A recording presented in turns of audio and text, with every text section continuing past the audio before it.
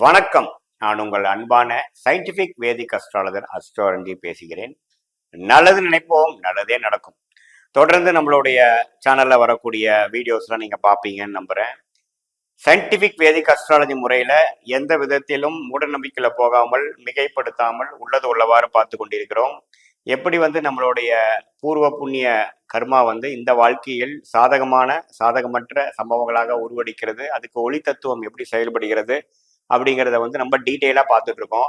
அந்த வரிசையில இந்த வீடியோல மகர ராசிக்காரர்களுக்கு 2025 ஆங்கில புத்தாண்டின் முதல் மாதமாகிய ஜனவரி மாதம் எத்தகைய ஒரு பலாபலன்கள் நிறைந்த ஒரு மாதமாக இருக்க போகிறதுங்கிறது கொஞ்சம் டீட்டெயில்டா பார்க்க போறோம். அதுக்கு முன்னாடி நம்ம சேனல் ஃபர்ஸ்ட் டைம் வரவங்க மறக்காம சப்ஸ்கிரைப் பட்டன் கிளிக் பண்ணுங்க. தொடர்ந்து நம்மளுடைய காணொலிஸ்லாம் உங்களை அடைந்து அது மூலமாக பலன் பெறுவீர்கள். இப்ப பாத்தீங்கன்னா ஜனவரி 2025 மகர ராசிக்காரங்க எப்படி ஒரு பலன்கள் கொடுக்க போகுதுன்னு பார்க்கும் பொழுது, ஆண்டு கிரகம் என்று சொல்லப்படுகிற சனி 2ஆம் இடத்திலே நீடித்திருக்கிறார். இன்னொரு 3-4 மாதத்துல 7 நாட் சனி முழுசாக முடியக்கூடிய ஒரு ராசியாக மகர ராசி இருக்கிறது. ராகு 3ஆம் இடத்திலும் கேது 9ஆம் இடத்திலும் நீடித்திருக்கிறார். கேது குருவால் பார்ப்பது ஒரு நன்மையாக இருக்கிறது. அதே சமயத்துல குரு 5ஆம் இடத்திலேயே நீடித்திருந்து ராசியை 9ஆம் பார்வையாக பார்க்கிறார். இதுதான் ஆண்டு கிரகத்தின் அமைப்பு. இது எந்த விதத்திலையும் மாற்றங்களோ பயிற்சிகளோ 2025 ஜனவரி மாதத்தில் இருக்க போறதில்லை. மாத கிரகத்தின் பயிற்சி எப்படி இருக்குதுன்னு பார்க்கும் பொழுது, ராஜயோகாதிபதி என்று சொல்லப்படுகிற சுக்கிரன் 2ஆம் இடத்துல நீடித்திருந்து மாதத்தின் இறுதியான 3 நாட்கள் மட்டுமே 3ஆம் இடத்தில் உச்சம் பெறுகிறார். ரெண்டுமே அருமையான ஒரு பலன் தான். 2ஆம் இடத்திலே இருந்ததுனால நல்ல ஒரு வருமானத்துக்கு குறைவில்லாத ஒரு அமைப்பு. ராஜயோகாதிபதியே 2ஆம் இடத்துல இருக்கிறது சுக்கிரனால் பாதிப்பு கிடையாது. சுக்கிரன் வர வேண்டிய பணத்தை அதிகதான் படுத்த போகிறாரே ஒழிய குறைக்க போறதில்லை. அதே சமயத்தில் மாதத்தின் இறுதியில மீனத்தில் உச்சம் பெறுவதும் பாத்தீங்கன்னா, குறிப்பா சுக்கிர தசை போயிட்டு இருக்கக்கூடிய மகர ராசிக்காரர்களுக்கெல்லாம் இன்னுமே நல்ல பலனை கிடைக்கக்கூடிய அமைப்புகள் இருக்கு. ராஜயோகாதிபதி உச்சம் பெறுவது எப்பவுமே நல்ல விஷயம். அதுவும் பாத்தீங்கன்னா பிப்ரவரி மார்ச்ல எல்லாம் இன்னுமே நீடித்திருக்கக்கூடிய சுக்கிரனுக்கு வேணுங்கிற ஒரு ஃபவுண்டேஷன் அடிப்படை கொடுக்கக்கூடிய சில வாழ்க்கை சம்பவங்கள், சில முடிவுகளை எடுக்கக்கூடிய ஒரு கடைசி வாரமாக ஜனவரி மாதம் 2025 சுக்கிரன் மீனத்தில் உச்சமாவது மூலமாக மகர ராசிக்காரர்கள் அனுபவிக்கப் போகிறார்கள்.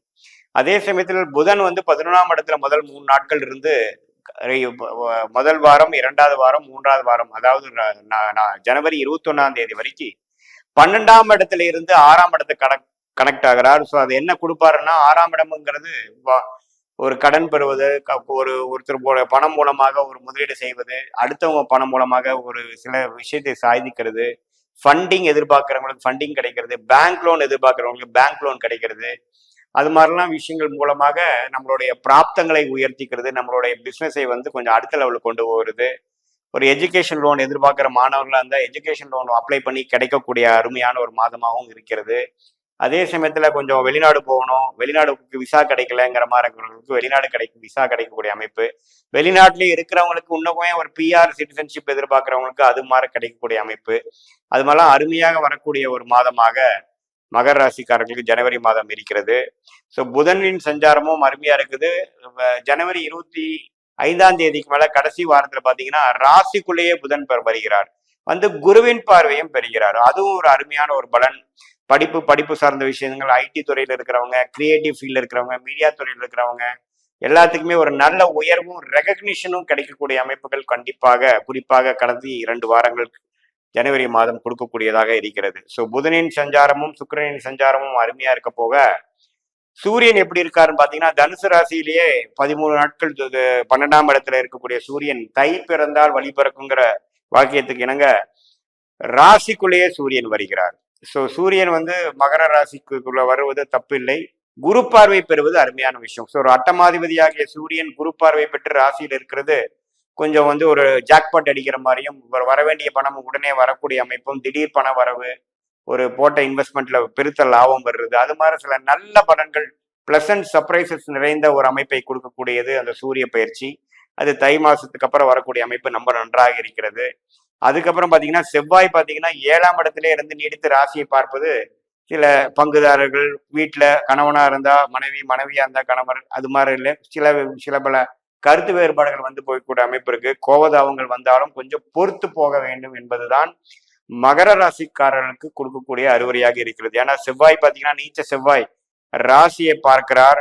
அப்பப்ப பாத்தீங்கன்னா கொஞ்சம் டென்ஷன் ஆகி கொஞ்சம் வார்த்தையை விட்டுறது, அது மூலமா மனஸ்தாபம் பெறுவது, அது மாதிரி விஷயங்கள்லாம் கொஞ்சம் கொடுக்கக்கூடிய அமைப்பு குடும்ப அமைப்பிலையும் உண்டு. வியாபார அமைப்பிலையும் வந்து நண்பர்கள் வட்டாரத்திலும் இருக்கக்கூடிய அமைப்பு இருக்கு. ஏன்னா 7ஆம் வீட்லயே அப்படி இருக்கிறது கொஞ்சம் ஒரு குறையை கொடுக்கக்கூடிய வாய்ப்புகள் உண்டு. அது மாதிரி தசாபுக்தியில் போகும்பொழுது 6ஆம் வீட்டு திசை 8ஆம் வீட்டு திசை போகும்பொழுது அது உடனே நடக்கக்கூடிய அமைப்பு இருந்துரும். கொஞ்சம் கேர்ஃபுல்லா இருக்கணுங்கிறது பார்த்துக்கணும். அதே சமயத்துல மாதத்தின் இறுதி வாரம் பாத்தீங்கன்னா வக்ர ரீதியாக செவ்வாய் 6ஆம் இடத்துக்கு போறது சில உடல் நோய் பிரச்சனைகள், சில அடிவயிறு பிரச்சனைகள் அது மாதிரி கொடுக்கக்கூடிய அமைப்புகளும் இருக்கு. ஸோ இந்த 2 விஷயம் மட்டுக்கு தான் பார்த்துக்க வேண்டிய அமைப்பு இருக்கே தவிர மீது எல்லாமே கொஞ்சம் பாசிட்டிவான விஷயங்களாக நிறைந்த ஒரு மாதமாக மகர ராசிக்காரர்களுக்கு கண்டிப்பாக ஜனவரி 2025 இருக்கு. மாணவ செல்வங்களுக்கு பாத்தீங்கன்னா புதன் குருவின் பார்வை பெற்று 11ஆம் இடம் 12ஆம் இடம் ராசிக்குள்ளேயே வர்றது பாத்தீங்கன்னா நல்லாவே வந்து படிப்பு விஷயத்துல ஆர்வமாகவும் கான்சென்ட்ரேட்டடாகவும் ஃபோக்கஸ்டாகவும் ஆகக்கூடிய அமைப்புகள் கண்டிப்பாக புதன் சஞ்சாரங்கள் கொடுக்கறது. அது எந்த விதத்திலையும் தப்பு இல்லை. ஸோ எல்லாமே கூட்டி கழிச்சு பார்க்கும் பொழுது ஒரு அருமையான ஒரு மாதமாகவும் இதுல வந்து உடல் நலமும் ரிலேஷன்ஷிப் மட்டும் கொஞ்சம் கவனமாக இருக்கணும். பேசுவதில் கொஞ்சம் கவனமாக பேச வேண்டும்ங்கிறது மட்டும்தான் நம்ம பார்த்துக்கணும். அவங்களுடைய மற்றபடி எல்லாமே ஒரு நல்ல பலனை கொடுக்கக்கூடிய மாதமாக இருக்கிறது. இது பொதுவான பலன்களை தவிர உங்களுடைய பிறந்த தேதி, பிறந்த நேரம், பிறந்த ஊரை பொறுத்து வரக்கூடிய ஜென்ம ஜாதகத்தில் இப்ப எத்தகைய ஒரு தசாபூச்சியில் போய் கொண்டு இருக்கிறது, நீங்க என்ன லக்னத்துல பிறந்தீங்க, லக்னாதிபதி எப்படி இருக்கிறதெல்லாம் பார்த்து இப்ப தசநாதனும் புக்திநாதனும் கோச்சாரத்தில் எப்படி போயிட்டு இருக்கிறாருன்னு இப்ப பேசின கோச்சார பலங்களும் நம்ம பார்த்து பகுத்தறிந்து எல்லாத்தையும் மிக்ஸ் பண்ணி பார்க்கும் பொழுது ஒரு துல்லியமான பலன்கள் நாம் அறியலாம் என்பதை நீங்க புரிந்து கொள்ள வேண்டும். இது ஒரு பொதுவான பலன்கள்ங்கிறதையும் நீங்க அறிந்து கொள்ள வேண்டும். மீண்டும் மற்றொரு காணொலியில் சந்திப்போம். நன்றி, வணக்கம்.